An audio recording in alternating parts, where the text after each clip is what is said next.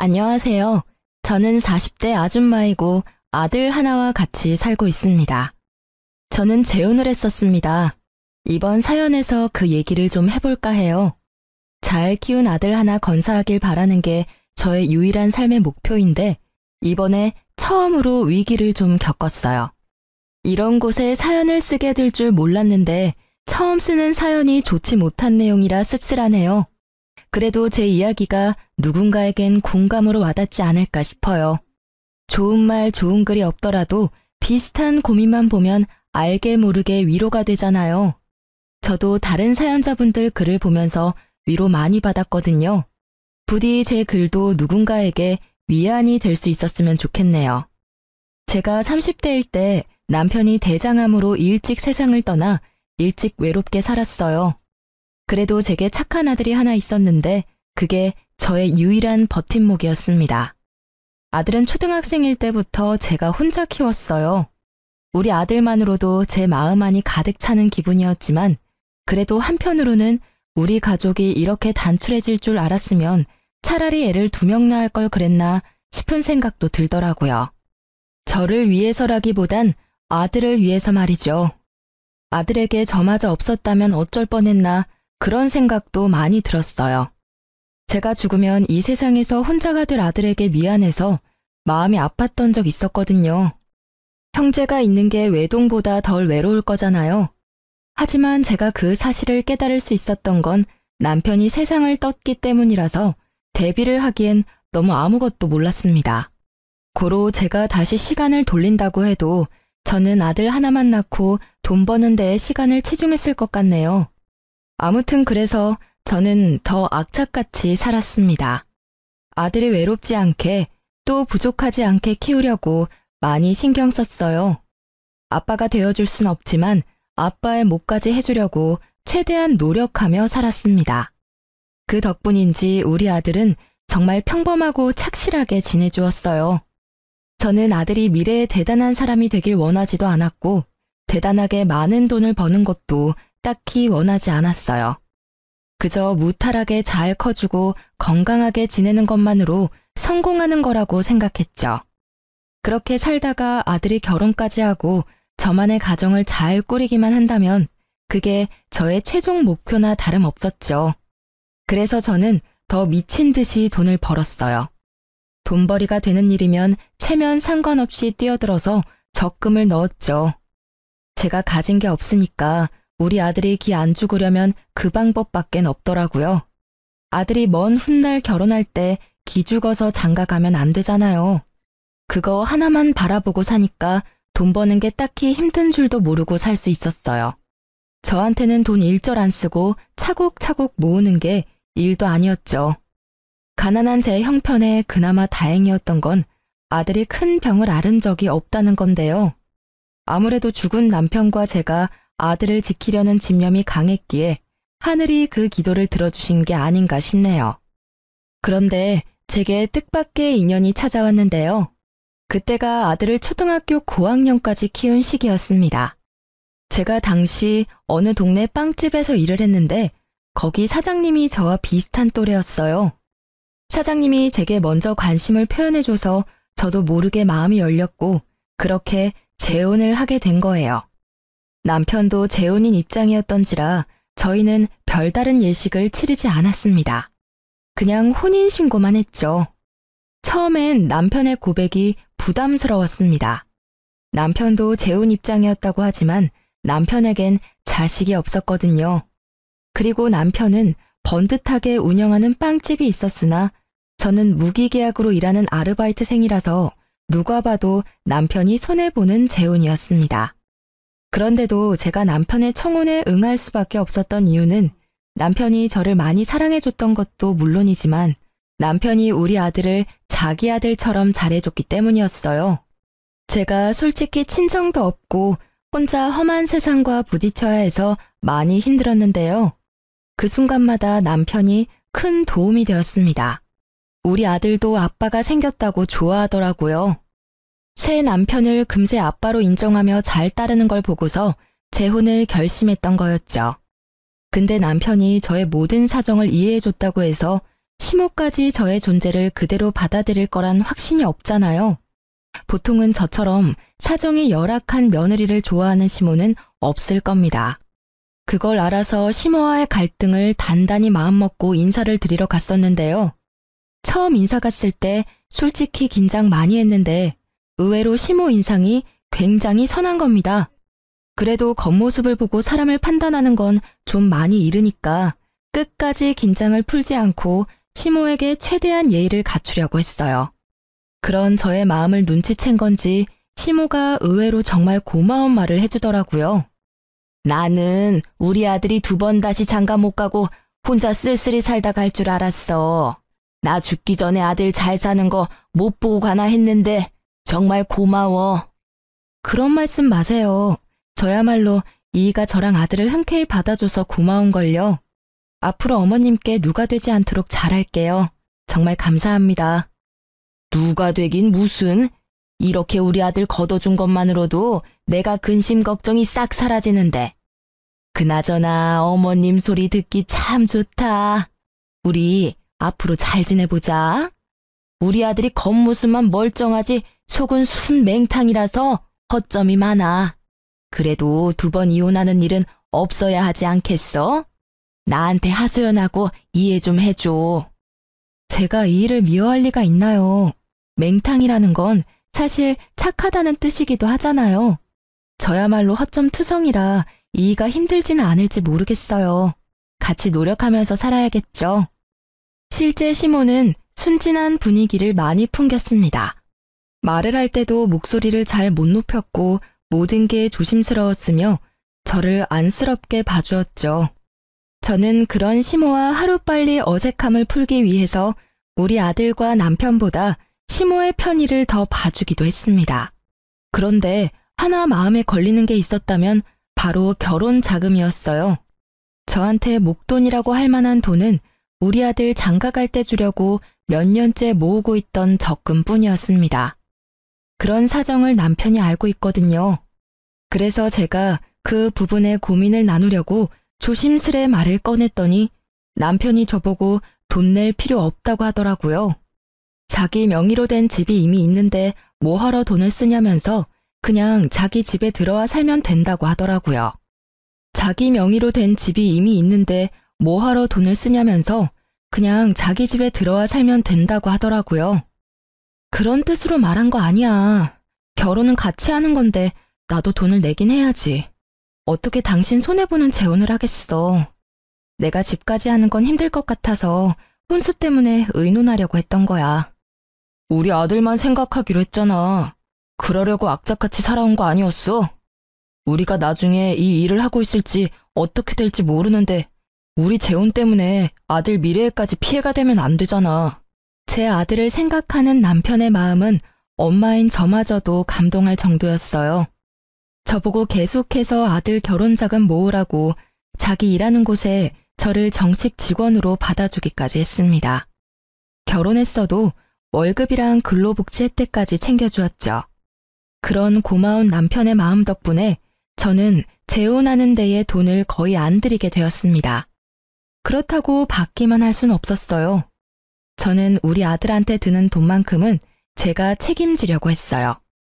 일부러 아들 학교에 필요한 돈이나 개인적인 용돈 등 그런 부분은 남편한테 말조차 안 했습니다. 하지만 남편이 그걸 미리 눈치채고서 저 몰래 아들한테 용돈을 주더라고요.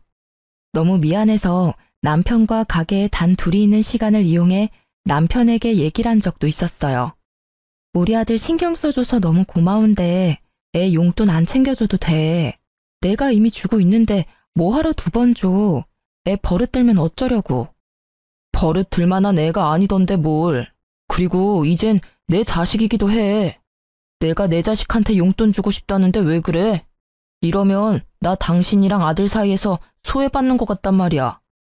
전 남편을 여의고 아들 앞에서 늘 대담한 엄마인 척했지만 사실 저도 사람인지라 늘 무섭고 힘들고 의지할 곳이 필요했거든요. 지금 남편을 보면서 하늘이 저를 불쌍하게 여겨 천사를 보내줬다는 생각까지 했었어요. 재혼인데도 이런 남편을 얻었다는 것이 제게는 굉장한 축복이었습니다. 남편만이 제게 잘한 것도 아니었어요. 시모마저도 제게 많은 노력을 보여주셨어요. 시댁에 가면 시모가 제 손에 물 한 방울 안 묻히게 하려고 얼마나 노력해주는지 모릅니다. 정말 몸둘 바를 모를 정도였죠. 재혼을 하고 나니 제게도 기댈 수 있는 가족이 생겨서 그런가 어느 순간부터 마음이 꽉 찬 느낌을 받기도 했어요. 그리고 시모는 나이가 많은데도 불구하고 참 정정하셨는데요. 혼자서 경로당도 잘 놀러 가시고 시장도 잘 보고 하더라고요. 그런 시모가 멋있어 보이기도 했습니다. 아무튼 저는 우리한테 잘해주는 시모가 고마워서 시댁에 자주 찾아갔어요. 시모도 손주 생긴 걸 너무 좋아해줘서 제 아들을 자주 보고 싶다고 하더라고요. 그래서 친해질 겸 우리 아들이 학교를 마치면 저랑 남편이 퇴근할 때까지 시모와 같이 있게 했습니다. 그렇게 재혼 생활을 보낸 지 1년 정도 지났을 때였는데요. 저랑 남편의 결혼 기념일이 다가왔는데 시모랑도 같이 기념을 하고 싶더라고요. 저랑 남편과 아들이 잘 지낼 수 있었고 만날 수 있었던 건 시모의 도움도 컸기 때문이죠. 그래서 당일 시모한테 연락을 했거든요. 근데 전화를 안 받으시더라고요. 아들한테 연락을 해봤더니 시모가 화장실에 있다고 해서 굳이 2번 연락 안 하고 바로 시댁으로 향했어요. 제가 남편보다 일찍 마쳐서 장을 본 후에 혼자서 시댁을 찾아갔습니다. 그때 우리 아들이 이제 사춘기라 그런지 시모 보러 잘 안 가려고 했었거든요. 그날은 제가 따로 연락해서 시댁에 가 있으라 했기 때문에 아들 혼자 시댁에 먼저 가 있는 참이었어요. 아들이 좀 귀찮고 싫어하는 티를 냈으나 기념일이니까 어쩔 수 없이 저희 말을 따라준 거죠. 도착하고 저는 시댁의 비밀번호를 알고 있어서 알아서 누르고 들어갔습니다. 그랬더니 예상치 못하게 옷 하나 걸치지 않은 시모를 마주치고 말았어요. 시모도 놀랐겠지만 저도 너무 놀라서 순간 주저앉을 뻔했습니다. 어머 깜짝이야. 넌 왜 초인종도 안 누르고 들어오니? 죄송해요. 연락드렸는데 어머님이 안 받으시길래 바쁜 줄 알고 그냥 들어왔죠. 그런데 왜 속옷바람으로 계세요? 아, 그랬니? 나야 뭐 목욕하고 나오는 길이니까 그렇지. 시모가 처음에 저를 보자마자 굉장히 험악한 표정을 지었는데요. 한 번도 시모의 그런 모습을 본 적이 없어서 순간 잘못 본 줄 알았습니다. 제가 엄청 잘못한 기분이라 더 찔리기까지 했어요. 근데 제가 더 당황스러웠던 건 우리 아들이 거실에 떡하니 TV를 보고 있는 상황인데도 시모가 아무렇지 않게 자연인 상태로 돌아다니더라고요. 아무리 가족이라고 해도 이런 게 이해될 수 있는 상황인가요? 심지어 시모는 자기 차림새가 그 모양인 걸 부끄러워하지도 않는 것 같았습니다. 저라면 남이 있는 데서 그 상태로 밖에 나오지도 않았을 거예요. 근데 시모는 그대로 계속 서 있더라고요. 심지어 표정까지 온화해지면서 제 손에 들려있는 짐을 들어주려고 다가오는 겁니다. 어쩜 저렇게 천하태평할 수 있는지 모르겠어요. 외부인이 있으면 옷부터 입는 게 먼저 아닌가요? 저도 모르게 제 마음이 더 급해져서 시모한테 살짝 언성을 올리고 말았습니다. 어머님, 이건 제가 알아서 할 테니까 옷부터 입고 오세요. 애도 보고 있는데 뭐 하시는 거예요? 좀 있으면 남편도 올 거라고요. 제 아들 나이가 아직 어리긴 해도 이제 곧 중학교를 올라갈 날을 앞두고 있었어요.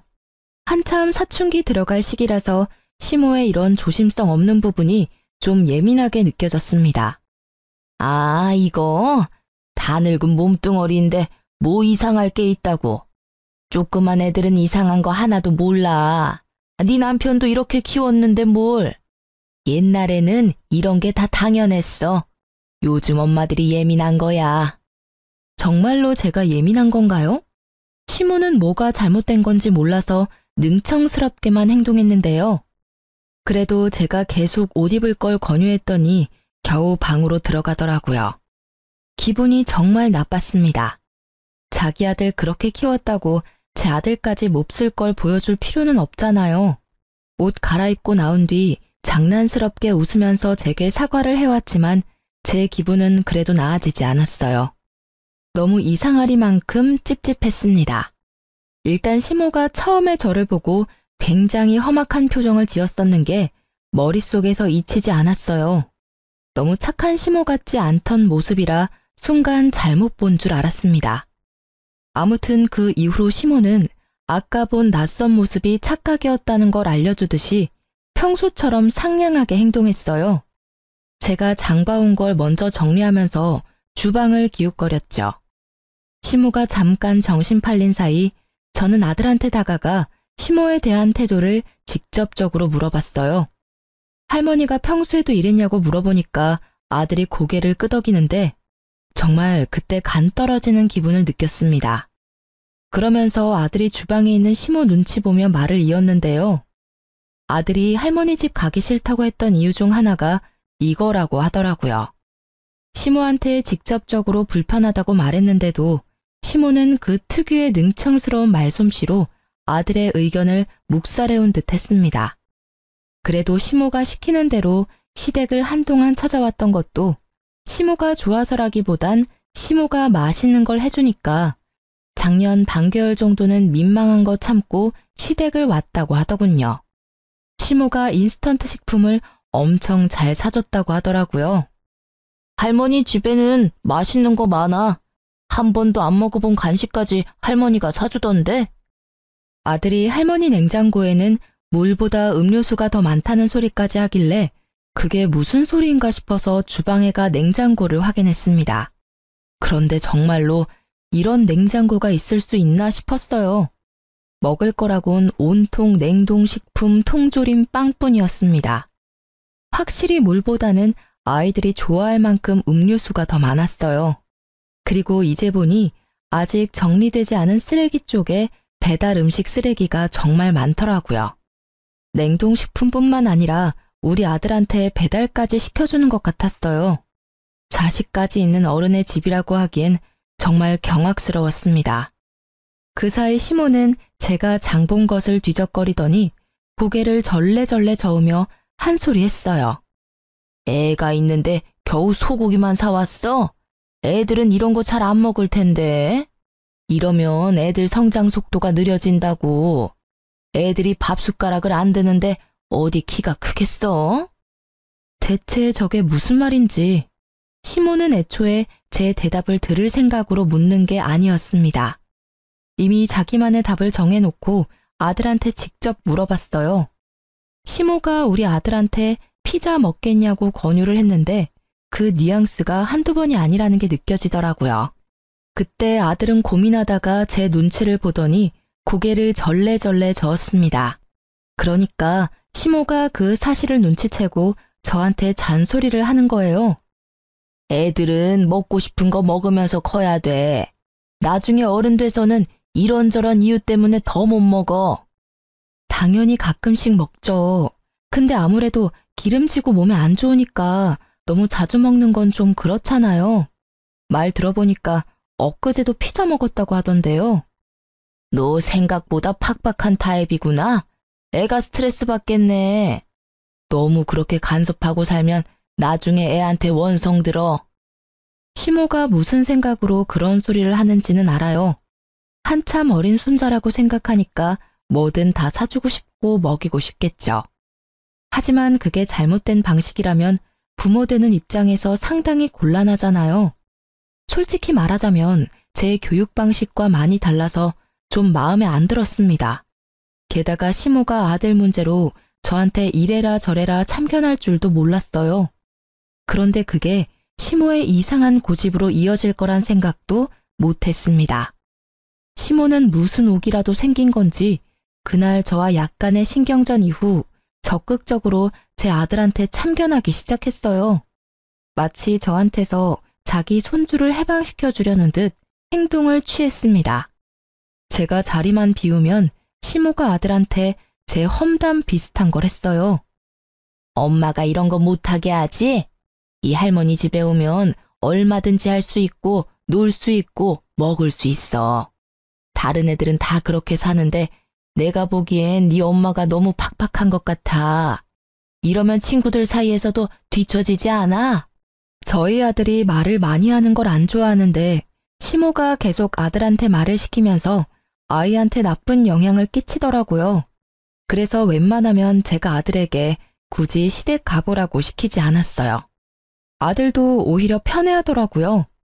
시모가 저한테 전화해서 아들 얘기를 해도 친구랑 놀러가서 집에 없다고 말하며 시모와의 약속을 피하게 만들었어요. 그렇게 지내는 게 불편했지만 그래도 아들이 시모랑 같이 있는 것보단 나았습니다. 그러던 어느 날이었어요. 아들이랑 단둘이 있는 시간에 남편이 택배를 한가득 챙겨오는 겁니다. 엄마가 괜히 외식하는데 돈 쓰지 말고 집에서 해 먹으라네. 아들이 좋아하는 걸로만 골랐대. 엄마도 참 손자 사랑이 넘쳐. 남편이 들고 온 건 전부 다 냉동식품이었습니다. 그걸 보니까 한숨이 나오더라고요. 심지어 남편은 한참 크고 있는 아들의 영양 섭취는 생각도 안 하는 건지 삼시세끼 냉동식품 먹으면 식사 준비도 안 힘들고 좋겠다고 하는 거예요. 저는 시모가 자리에 없는 김에 그제야 남편한테 시모에 대한 불만을 얘기했어요. 해야 할 것 같았습니다. 아무래도 애랑 어머님이랑 거리를 좀 둬야 할 것 같아. 어머님이 생각보다 애 앞에서 너무 조심성이 없더라. 애랑 같이 있는데도 옷을 입지를 않으셨대. 무슨 자연인처럼. 그리고 작년까지만 해도 어머님이 우리 애 매일 봐줬잖아. 그때 매끼를 인스턴트만 먹였대. 그게 왜? 엄마는 그냥 손주가 이뻐서 표현하는 건데. 원래 할머니들이 그런 거야. 다른 집은 매질하는 할머니도 있다는데 맛있는 거 사주는 할머니면 완전 100점짜리 아니야? 그 마음은 알지. 근데 방식이 잘못됐잖아. 우리 아들 이제 사춘기라서 어머님처럼 조심성 없는 태도로 대하면 점점 예민해질 거라고. 걱정하지 마. 아무 문제 없어. 나도 그렇게 자랐는데 당신 나랑 결혼할 때만 해도 전혀 몰랐잖아. 예민한 건 당신이 더 예민한 것 같은데 요즘 왜 그래? 그래도 남편은 이해를 해줄 거라 믿었는데 제 말을 전혀 못 알아듣는 듯 했습니다. 남편은 말이 안 통하고 시모는 계속 애한테 안 좋은 영향만 주니 결국 저 혼자서 조치를 취해야 했어요. 할 수 없이 저는 아들이 시댁에 절대 가지 못하도록 학원 보내는 걸로 방법을 취했습니다. 정말 다행히도 아들 학원 덕분에 시모랑 아들 만나는 횟수가 대폭 줄어들었어요. 그러자 시모가 불만이 쌓였는지 다른 수를 쓰기 시작했는데요. 이젠 직접 우리 집을 찾아오기 시작한 겁니다. 집에 너무 자주 찾아오는 것 같더니 손주 얼굴 한번 보고 간다는 핑계로 집에 눌어붙어 있는 시간이 늘어갔어요. 그렇게 오래 죽치고 앉아있다 보면 당연히 귀가 시간이 늦어지잖아요. 그럼 자고 가기도 하셨는데 이젠 그 횟수가 많아지더라고요. 그러면서 어느 날엔 제가 불평이라도 할까봐 미리 선수치기도 했습니다. 우리 아들 집인데 내가 좀 들락거린다고 신경 쓰이는 건 아니지? 내가 원래 우리 아들 집에 자주 왔다 갔다 했었거든. 너네 신혼 1년 즐기라고 그동안 참아줬으니까 이제는 같은 가족끼리 안 그래도 되잖아. 물론 저랑 남편이 결혼 자금 아낀다고 결혼식을 안 했고 제가 모은 돈을 아들 위해 쓰라고 혼수조차 안 하긴 했습니다. 제가 남편과 부부이지만 어떻게 보면 남편 집에 얹혀 사는 게 맞아요. 하지만 그렇다고 이미 가정이 생긴 집안에 멋대로 들락날락하는 게 말인가요? 재혼하고부터는 엄연히 저랑 남편의 집이잖아요. 대체 왜 시모가 1년 정도는 봐줬다고 생색을 내는 걸까요? 시모는 집도 따로 있으면서 자기 아들 집까지 자기 집이라 생각하는 것 같았습니다. 시모가 한마디 두마디 할 때마다 얼마나 뻔뻔하게 들렸는지 몰라요. 자기가 뭘 실수하고 있는지도 전혀 모르는 얼굴이었는데 그게 은근히 사람 속을 터지게 했습니다. 여기서 제가 불평하면 저만 이상한 사람이 되는 거였어요. 시모가 상황을 그렇게 만들어 갔으니까요. 무엇보다 시모가 제 아들 일에 참견하는 걸 넘어서 남편에게도 만만치 않게 신경 쓰기 시작했는데요. 점점 시모 위주로 돌아가기 시작하는 집안 분위기를 보면서 우리 가족이 잘못될까봐 그게 제일 무서웠습니다.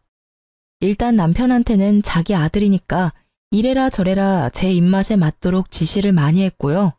우리 아들한테는 자기 손주니까 나이 많은 자기가 멋대로 키우려고 이렇게 저렇게 시켰죠. 그걸 남편이 신경 안 쓰고 내버려 둔다는 것도 제 스트레스를 키우는데 한몫했습니다. 솔직히 이건 좀 아니잖아요. 그래서 저는 참다 남편을 따로 불러서 시모가 우리 집에 자주 오는 걸 불편하다고 얘기했습니다. 그러니까 남편이 뭔가 곤란하다는 듯 착잡한 표정으로 되받아쳤는데요. 엄마가 혼자 지내기 외롭다고 합가하지. 내가 그러자고 했어.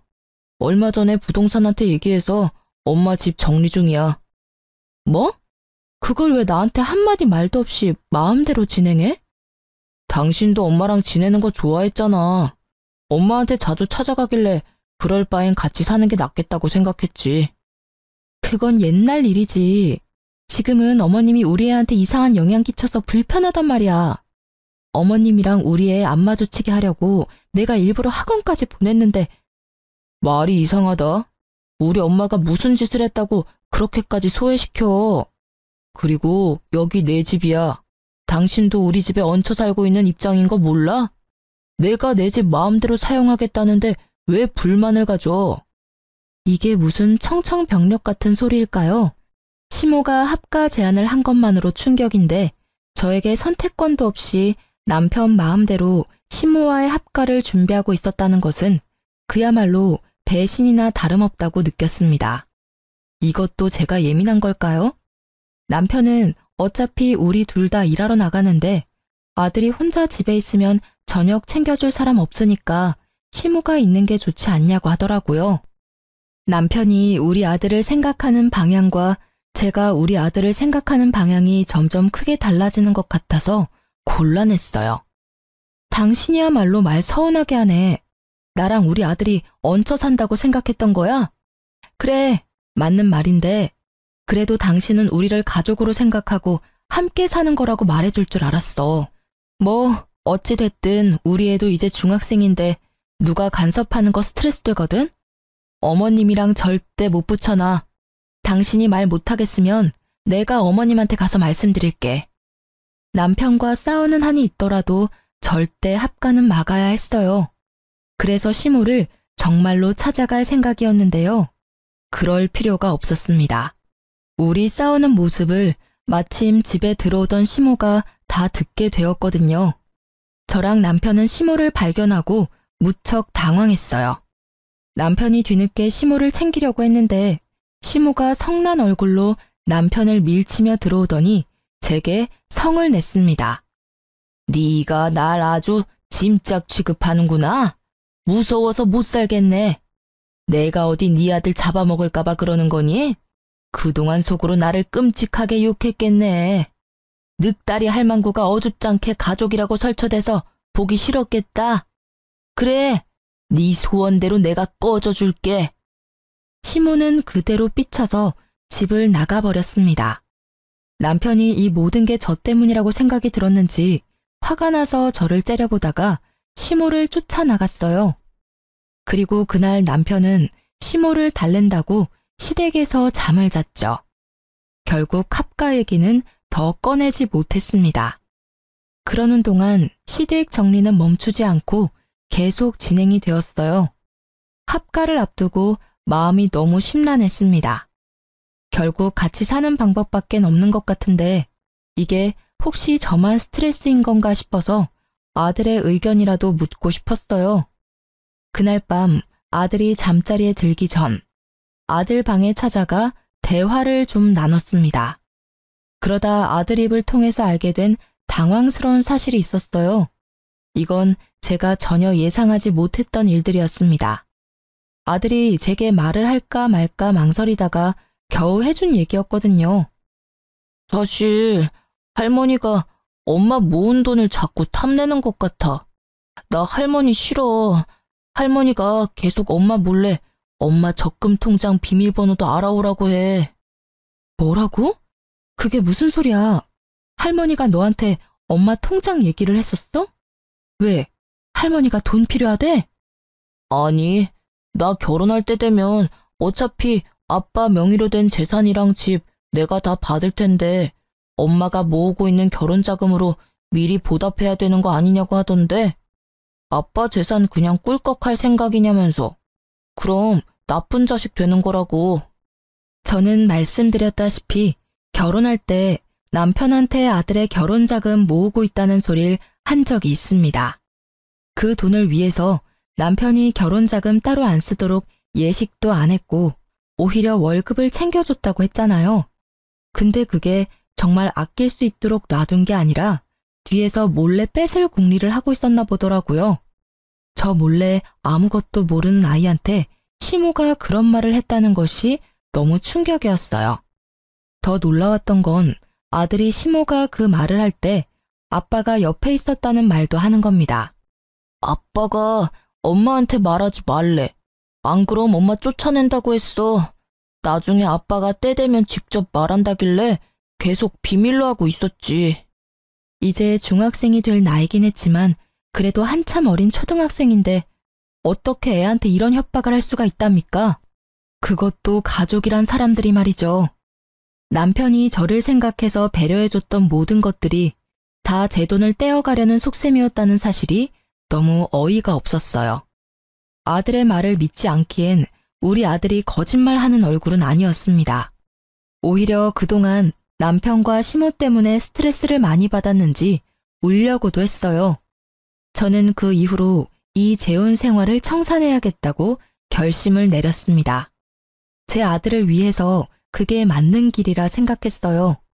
아들이 할머니랑 아빠가 무섭다고 하는데 어떻게 좋은 가족이 될 수 있겠습니까? 이혼을 마음먹은 저는 그날부터 변호사 사무실을 몰래 알아봤어요. 왠지 합의 이혼은 남편이 안 받아줄 것 같아서 무조건 소송하려고 남편의 꼬투리를 잡을 궁리도 계속했죠. 그래서 제가 선택한 방법이 시모의 합가를 받아주는 거였습니다. 어차피 시모가 집을 팔아넘긴 거라 합가를 할 수밖에 없는 상황이었지만 그걸로 남편한테 더 이상 트집을 잡진 않았어요. 합가를 시작하고 나서 시모는 제게 여전히 삐졌는지 말을 잘 안 걸었습니다. 그럼에도 우리 아들과는 잘만 지냈는데요. 그마저도 제가 모든 걸 다 알고 가까이 지켜보니까 시모랑 남편이 추상쩍게 행동하는 게 다 보이더라고요. 우리 아들 자꾸 몰래 불러내거나 대화하려고 하는 것들까지도 들었습니다. 시모가 알아서 수상하게 움직여주니까 저로서는 좋았어요. 긴 시간을 안 들여도 되었거든요. 저는 최대한 시모랑 남편의 모든 걸 뒤졌습니다. 시모가 없는 사이 시모의 휴대폰까지 뒤졌어요. 우리 아들한테 전화한 내역이 많더라고요. 통화 내역 말고 문자는 철저하게 지운 듯 했습니다. 뭔가 캥기는 게 있었겠죠. 시모랑 아들이 통화를 많이 한 것 보면 아들 폰에도 시모의 기록이 남아있을 것 같더라고요. 그래서 저는 아들 휴대폰에 들어있는 통화 녹음 내용을 확인했어요.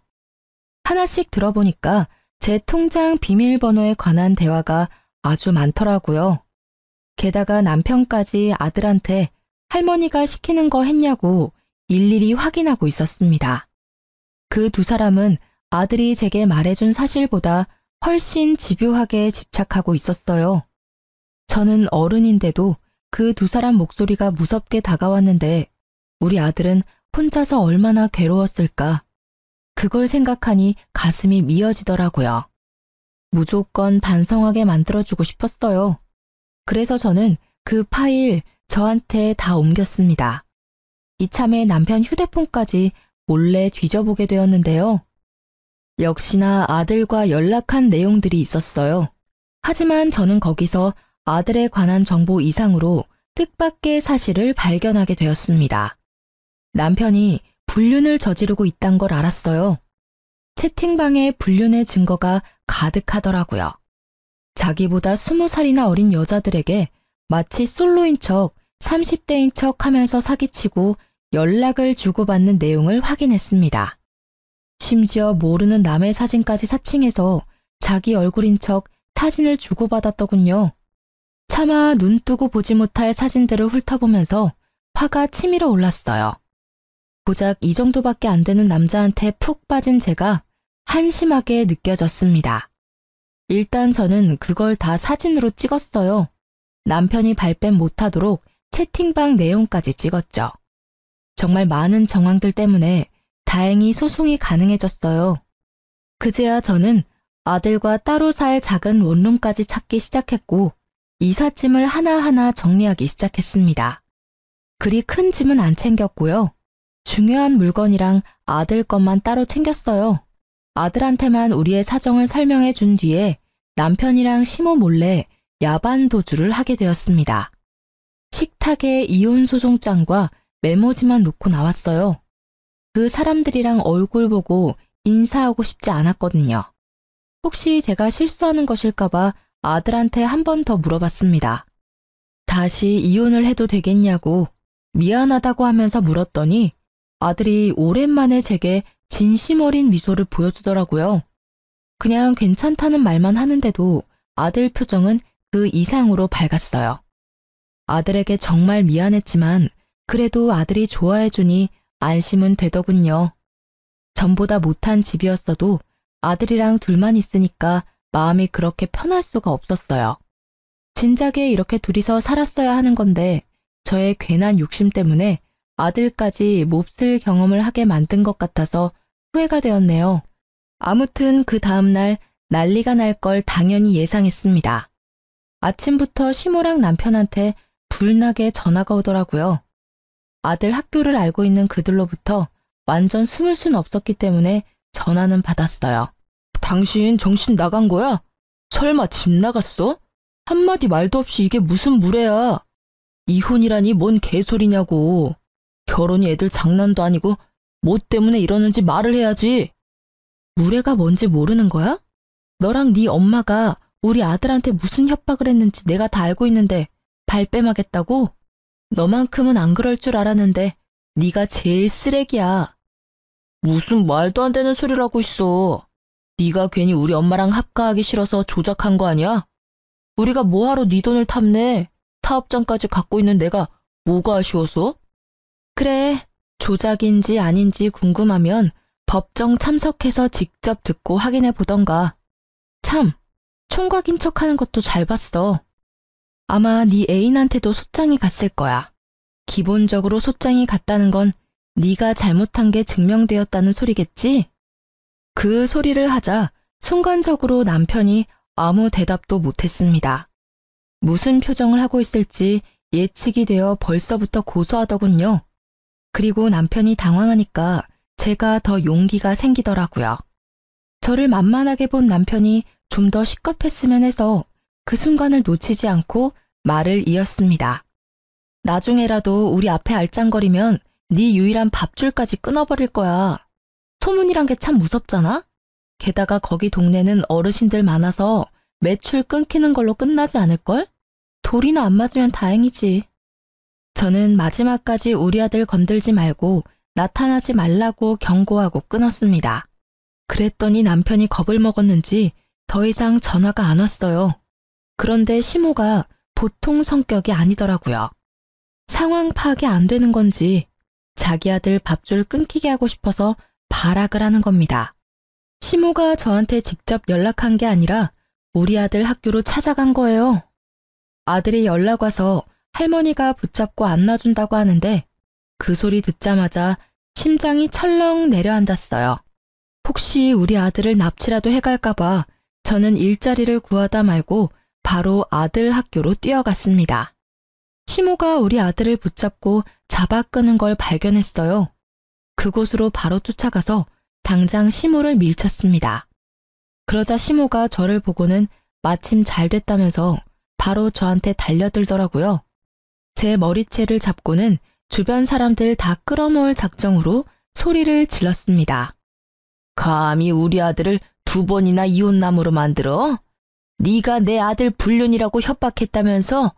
그걸 알고 가만히 있을 엄마가 어디 있겠니? 나도 네 아들 왕따 당하게 학교에 소문 다 낼 거야.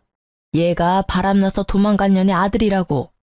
도가 넘는 발언을 하는 시모에 저는 더 이상 듣고만 있을 수 없어서 사람들이 보든 말든 시모의 머리채를 같이 잡았습니다. 시모가 엄살이 심해서 바로 저한테서 손을 떼더라고요. 그 틈을 놓치지 않고 저는 바로 시모의 귀싸대기까지 갈겨줬어요. 내가 그쪽 아들한테 분명 우리 앞에 나타나지 말라고 경고했을 텐데 전달 못 받았나 봐요. 그렇다면 다시 똑똑히 말해줘야겠다. 이제부터 그쪽은 아들 앞길 막는 엄마가 되는 거예요. 엄마 때문에 아들 인생 제대로 쪽나면 아들이 어떻게 나올까 궁금하네요. 이 싹수 없는 것이 감히 어른한테 손찌검을 해?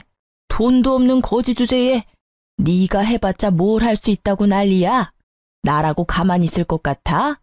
너 사람 잘못 건드렸어. 네, 그럼 어디 해보세요. 어느 누가 더 망가질지 해보면 알겠네요. 저 지금부터 그쪽 아들 인생 제대로 박살내줄 건데 이건 다 그쪽 탓인 거예요? 그대로 아들을 데리고 집으로 돌아온 저는 그날 이후 남편 동네에 직접 찾아가서 빵집 사장이 불륜을 저질러서 이혼 소송 당했다는 사실을 마구마구 퍼뜨렸습니다. 어르신들에게 손수 증거 사진까지 보여주면서 입소문 퍼뜨렸어요. 역시나 말하기 좋아하는 어르신들 덕분에 여기저기 입소문이 터졌습니다. 어르신들은 남편 빵집에 굳이 찾아가서 침을 뱉고 쌍욕하고 손가락질을 했어요. 남편 빵집에서 샀던 빵을 더럽다고 도로 돌려주는 어르신들도 있었습니다. 사실을 모르던 남편은 속수무책 당할 수밖에 없었어요. 빵집 이미지가 제대로 망가져서 남편 가게 매출은 뚝뚝 떨어졌고 남편이 그냥 거리만 지나가도 쓰레기를 쳐맞는 수준이 되었습니다. 남편은 이렇게 일을 만든 것이 저뿐이라고 생각했는지 저한테 전화가 왔더라고요. 이혼해 주겠다잖아. 이건 약속이랑 다르지. 당신 때문에 동네에서 고개를 못 들고 다닌다고. 어떻게 한 입으로 두 말을 할 수가 있어? 내가 너한테 뭔 짓을 했다고. 넌 아무 짓 안 했지. 네 엄마한테 물어봐. 네 엄마가 갈 때까지 가보자는 식으로 나오길래 나도 갈 때까지 가주겠다고 약속했을 뿐이야. 우리 아들 학교 찾아와서 매달리는 건 진짜 아니잖아. 원망하고 싶으면 네 엄마를 탓해야 될 거야. 아마 남편이 시모한테 가서 엄청나게 따졌을 겁니다. 그럼 시모가 제 탓으로 화살을 돌리면서 변명을 하겠죠. 결국엔 두 사이의 갈등이 산불처럼 불어나서 멀어질 거예요. 제가 진정으로 원하는 결말이네요. 아쉽게도 결말을 두 눈으로 확인하진 못했어요. 두 사람이 급하게 이사를 가는 바람에 그 뒤로는 어찌 사는지 모르거든요. 아마 둘 다 나이가 많아서 새 출발하기는 좀 많이 어려울 겁니다. 그들과 반대로 저는 재산 분할 소송까지 해서 남편 명의로 된 집값까지 조금 얻을 수 있었어요. 작은 원룸에 단기 계약으로 들어가 있었는데 그 기간이 끝나면 전세로 집 하나 구할 수 있을 것 같아요. 현재 아직 단기 계약 원룸에서 지내고 있습니다. 다음 달이면 계약 만기인데 아들 방 하나, 제 방 하나 있는 곳으로 미리 찾아놨어요. 지금 우리 아들이 중학교 입학을 앞두고 있거든요. 집을 그 주변으로 찾아놨는데 우리 계약이 만기될 때까지 자리가 있었으면 좋겠네요. 글을 쓰면서 재혼을 해버린 제 자신을 다시 한번 반성하게 되었습니다. 정말 좋은 시간이었어요. 누군가에게 위로의 말을 듣는 것보다 이렇게 글 쓰는 것만으로도 마음의 정리가 될 줄은 몰랐네요. 앞으로도 정리하고 싶은 일들이 생기면 종종 들려야겠어요. 여러분들도 사연에 한번 도전해보세요. 생각지도 못한 위안을 받게 될 겁니다. 답이 보일 수도 있는 거고요. 그럼 이제 글을 마무리해야겠네요. 들어주신 여러분들 좋은 밤 되시고 시간 내주셔서 고맙습니다.